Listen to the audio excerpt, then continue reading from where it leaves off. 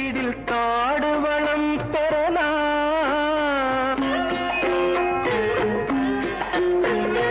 ஆறு கரையில் அடங்கி நடந்திடில் காடு வளம் பெறலாம். தினம் நல்ல நெறி கண்டு பிள்ளை வளர்ந்திடில் நாடும் நலம் பெறலாம்.